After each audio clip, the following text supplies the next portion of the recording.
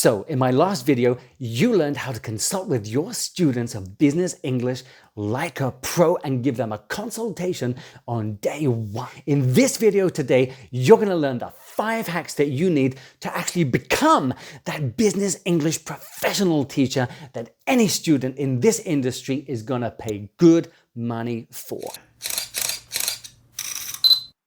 And by the way, if you're thinking of getting into business English teaching, then you are awesome. The kids market has taken a huge hit after the China crash. A lot of people, they don't really know where else to look. Jobs online, who to apply for. Some people are even thinking about quitting, but guess what? Don't quit. Don't do that. Not yet. And why? Because there are still great opportunities in the market right now for natives and non-natives too. So it applies to everybody here. Let's get back to Chow from Amazon in our opening session. You're going to see with these 5 hacks exactly how easy and uncomplicated the whole thing is. Business English is so much easier than teaching kids, but all right already. Let's get started. Welcome today. Welcome to LearnShip. How are you today? Oh, I am a zombie, just a zombie, because... Ruslan, before we begin today, I'd just like you to remember that if you have any questions at any time about anything, please feel free to ask, okay? Sure, Richard. You've made your introduction, we've got a consultation. The very first thing you're going to do now is what I call the social contract with your student. By that, you need to reassure them that, hey, you have my absolute undivided attention. And so if you have any problems with anything at any time, then please just ask. That's extremely important to make sure that your student understands that you are there for them to facilitate their needs. Final exercise, I'd like you to take a look at number 7. Please read what we're going to do. The industry as a whole, how important it is, and whether it employs a lot of people. Do you have any questions about this exercise? No. It's clear? Yeah, clear. Great. Clear enough. I'll give you a couple of minutes to prepare. When you're ready, I'm listening to you, Chow.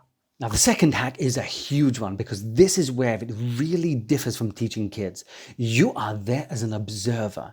You are going to facilitate the students' needs by helping them to help themselves. And so don't be afraid to use things like silence. Respect your student. Give them time to finish the exercise. Hands-off approach is gonna go a really long way. So be sure to say it to yourself again and again and again. It's not kids, no spoon feeding. Fine. Chow, just before we begin today, can you tell me, you're living in Beijing. What is life like in Beijing this week? What's happening in Beijing? Life in Beijing would be fine. But, we spend most of our time walking. Hack number 3, small talk. Do not underestimate the power of small talk in between your exercises with your students. After each exercise, try to ask them something about themselves, where they're from, what they like, what you like. Develop that rapport with them. That's all gonna happen in the small talk. It's the space within the spaces. Also, you can head on over to our Facebook group. We have a bunch of experts on there. We have a very, very active group. It's a very up-and-coming group where we have lots of people ready to give advice to you about any of the questions that you might have. Has this unit, the vocabulary, the grammar, everything we've looked at, has that been useful to you at all? Yeah, it's quite useful. Can you feel any progress? I think it helps me. I used a lot during my interview process. And I learned how to use present simple and continuous force. And what would you like to do more of? I like your correction. And we talked about our lives and how it's going in our daily besides of these materials. I think that is good. In the future, I may want to, discuss more about the things happening right now and more about the social activities. Point number 4, extremely important. At the end of each session, you're going to ask your students for a confirmation and to get some feedback from them with a couple of simple questions. Number 1, have you learned something today? Get that answer from them and listen to them. They will articulate in this mind that, hey, actually, I have learned something. Number 2, has this lesson been helpful for you? If they can answer yes in the affirmative, great. Third and final one, ask your students, is there anything that you would like to do more or less of in the future? Today we did grammar. Would you like to do more grammar in the future? Today we looked at pronunciation, vocabulary. Would you like to do more of that? What would you like to do more or less of in the future? Get that feedback from them and they will want to be studying with you constantly. Regular content updated every single week. That is why you should subscribe to this channel. I'm giving you the hacks and the insights into how you can help yourself become more competitive when we need it more than ever. I am absolutely sick to death of seeing those terrible rates offered by companies trying to scoop up cheap labor. And if we just band together as a community and we can all better ourselves, then we can say no to those atrocious rates. Now, if you're with me, then I want you to write in the comments section below after you've subscribed, I'm in the fight too.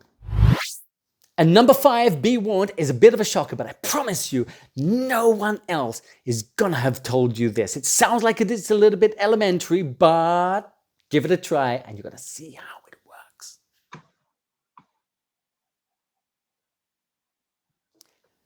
Hack number 5, everybody overlooks this. Please do not underestimate how much value this is going to add. You want to create a business environment, but a very social kind of business environment. What do people do when people in the business world want to have meetings and they want to socialize with their colleagues? They all go for coffee. Now, even if you're sitting there actually drinking a mug of gin, who cares?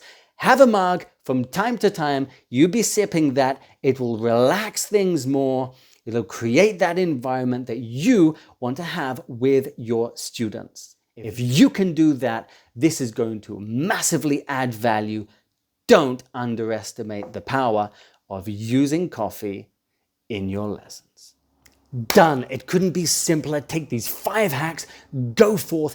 Don't be afraid to get into business English. It's incredibly simple. 6 hours you can do easily in a day. That is so much less draining than even just 1 or 2 hours of teaching kids. Do not be afraid of it at all. I hope this has been useful for you. If you have any questions, then don't be afraid to leave a question in the comments section below and I'll be sure to reach out to you personally.